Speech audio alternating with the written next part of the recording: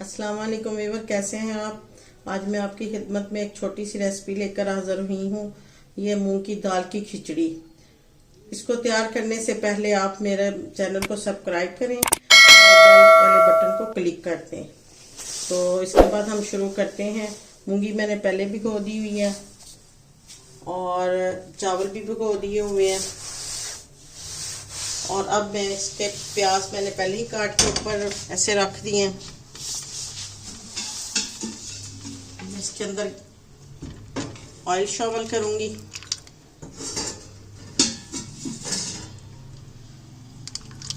ये बिल्कुल बहुत मज़े की, अक्सर घरानों में बच्चे बूढ़े जब कोई उनको बुखार हो या मसला हो, डॉक्टर कहते हैं जी इनको नरम ग़िज़ा खिलाएं, पेट ख़राब हो, तो उसके लिए हम इस खिचड़ी को चूज़ करते हैं जो मूंग की दाल यानी छिलकों वाली दाल की बनती है। इसके अंदर प्याज डाल के इसको फ्राई करने लगी हूँ। इसका ये जैसे ही ब्राउन हो जाएगा तो इसके अंदर हम दूसरे मसाले ऐड करेंगे और फिर बहुत सिंपल सी रेसिपी, लेकिन खाने में बहुत मज़े की बनती है। बच्चे बड़े बूढ़े जवान सब बड़े शौक से ये खाते हैं। ये देखिए अब प्याज फ्राई हो गए हैं। अब मैं इसके अंदर टमाटर और हरी मिर्चें ऐड करूँगी और साथ ही इसके मसाले, गरम मसाला है, जीरा, लौंग, दालचीनी, तो सारे मैंने मिक्स कर दिए।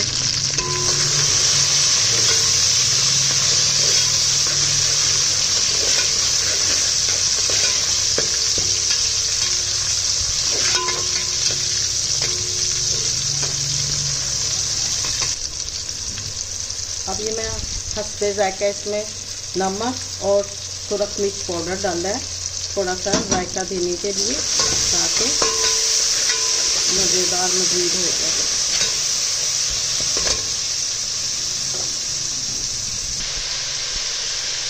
अब ये मेरा मसाला मुकम्मल रेडी हो गया है और अब इसके अंदर मैं ना मूंग की दाल डालूंगी। ये देखिए, ये डाल दी। अब इसको थोड़ा सा हम पकाएंगे ताकि ये पकाने के बाद थोड़ी सी नरम होगी, फिर इसमें हम चावल बाद में ऐड करेंगे। इसको तकरीबन 10 मिनट हम अलहदा से पकाएंगे। ये देखें जी, दाल इसके अंदर मैंने जो डाली थी ना, वो अब अच्छी तरह से कुक हो गई है और बॉयल भी अच्छी तरह हो गई है। अब इसके अंदर मैं ना चावल ऐड कर दूँगी।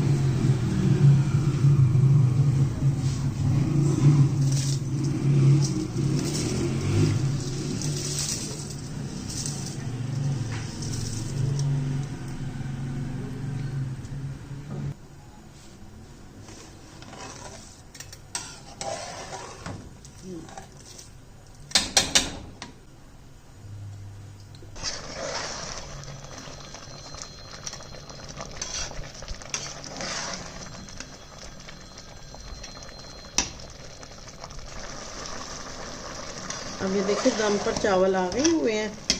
अब ये बिल्कुल सही तरह से कुक हो गए। अब बस इनको थोड़ा सा 10 मिनट दम हम देंगे इनको।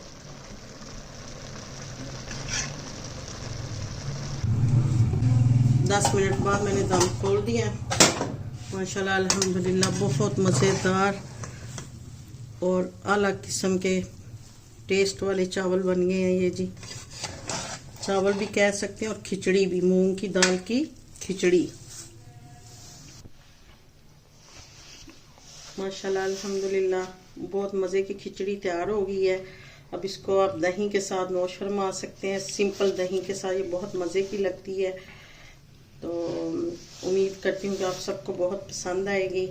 तो आइंदा इंशाल्लाह दोबारा नई रेसिपी के साथ आपकी खिदमत में हाजिर होंगे। उस वक्त तक अल्लाह हाफिज़।